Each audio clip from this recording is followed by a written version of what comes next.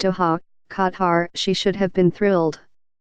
That was what everyone expected in July when Dalilah Muhammad broke a world record that had stood for 16 years. But in the moments after Muhammad crossed the line in the women's 400-meter hurdles at the USA Track and Field Outdoor Championships, she barely celebrated. She smiled as the video board flashed her time, then she clasped her hands, hugged a couple of her competitors, and waved to the crowd. The record had stood since 2003, and Muhammad had been chasing it since she won a gold medal at the 2016 Summer Olympics. But now that she had broken it, she looked as if she had just finished unloading her dishwasher. If she somehow breaks it again this week, at the World Championships in Doha, expect more of the same. Muhammad, 29, is not, as she put it, the most expressive person. In a social media era in which many athletes choreograph their celebrations down to the high five, she tends to be as impassive as she is meticulous about her preparation, about her objectives, about the words she chooses and the races she runs. And while she is an American Muslim, she does not lead with her religion, even in these politically charged times, no matter how much that might raise her profile. In fact, her record, along with the standing it has given her, has caused a strange existential crisis.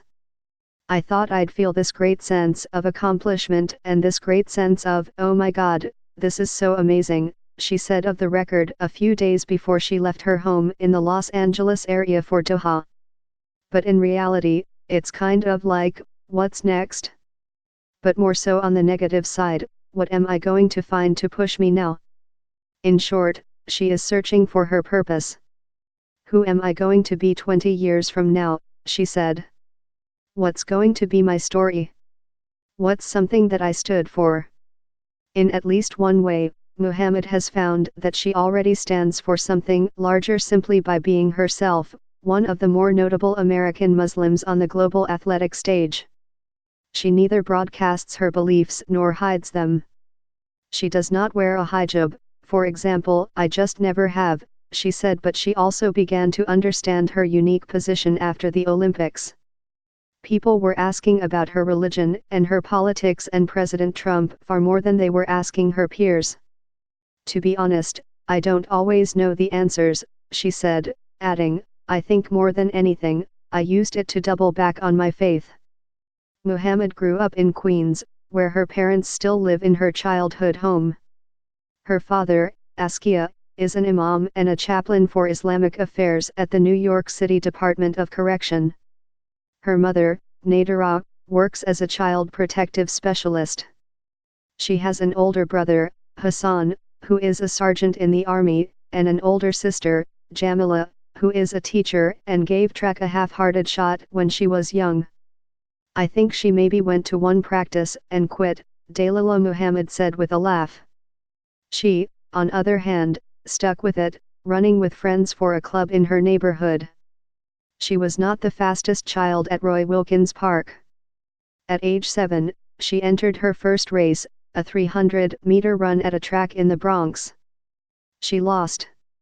Losing, she said, did not bother her as much as wanting to understand why the other girls were faster. What were they doing differently? It was the beginning of a life in search of answers, and it helps explain why she was eventually drawn to the 400-meter hurdles.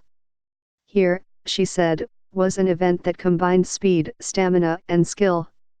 Here was an event that seemed nearly as much mental as physical.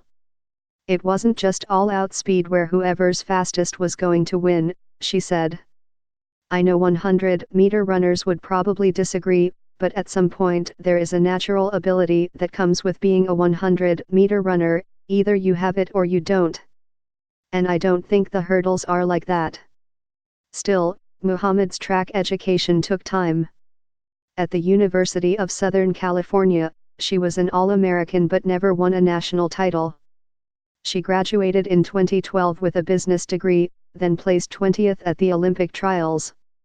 At her first IAAF Diamond League appearance, in 2013, she still did not have a sponsor, so she raced in shorts and a tank top that she bought on clearance at Ross Dress for Less. A few months later, she placed second at the World Championships, an astonishing result that showed she was, at long last, putting the puzzle pieces together. Her career continued to flourish after she began training with Lawrence Johnson, an accomplished hurdles coach, in 2015. Their personalities meshed. "I'm really crass," Johnson said, "and she's really sophisticated."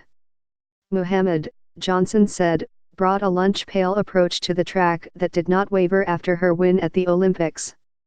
"We'll have these intellectual conversations about the width of the track, whether there's wind on turn 1 or turn 2, Johnson said. "We plan for all these things that may be a deciding factor. Most athletes aren't having those conversations."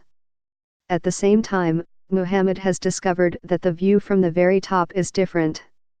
For so long, her career had been a slow, methodical climb. Motivation was easy to come by, she said, because she always had more to learn and achieve. Even after she won Olympic gold, the world record was out there to claim.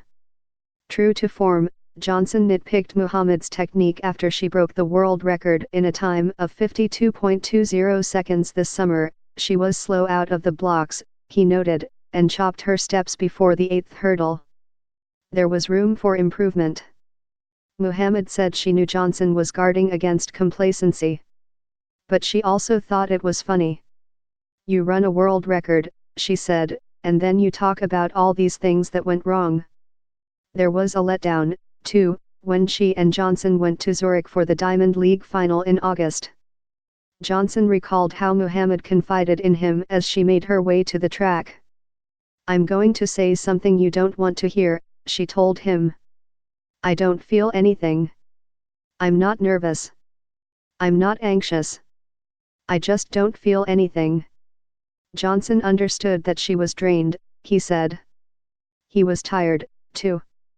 "It was like dragging someone to the start line," he said. On that start line was Sydney McLaughlin, 20, a rising American star who sailed to a commanding win, then took a victory lap in a fancy car after serving notice that she would probably test Muhammad at these World Championships and next year at the Olympics. Muhammad finished third, then left with Johnson for a promotional appearance in Amsterdam, where officials from Nike, one of her sponsors, asked them more about the world record. "We just sort of looked at each other," Johnson said. With Worlds looming, Johnson told Muhammad to take a break, visit her family in New York, rest and regroup. Once she returned to California, they began training again, but Johnson largely held her back from lung-searing speed workouts. "There's such a high that comes with the world record that there's bound to be a low," she said. Muhammad said she spent recent weeks working to regain her form and her drive. "She still has big goals," she said. She wants to win her first world title after second-place finishes in 2013 and 2017. She also wants, at some point, to be the first woman to dip under 52 seconds, to set another world record after chasing the old one for so long. She and Johnson had little doubt that the hunger would return, and perhaps it already has. Johnson said he thought Muhammad was in a better place as she prepared for Worlds. Muhammad said she was planning to compete through the 2024 Summer Olympics. After that, Muhammad admits she is thinking about her post-competition career, but she does not know what that will look like, she said. She does want to stay involved in track, she said. She thinks she can help the next generation navigate a system that is not always easy or lucrative. But she is also methodical, and sometimes it takes a while to find the right pieces. "I'm still figuring it out," she said.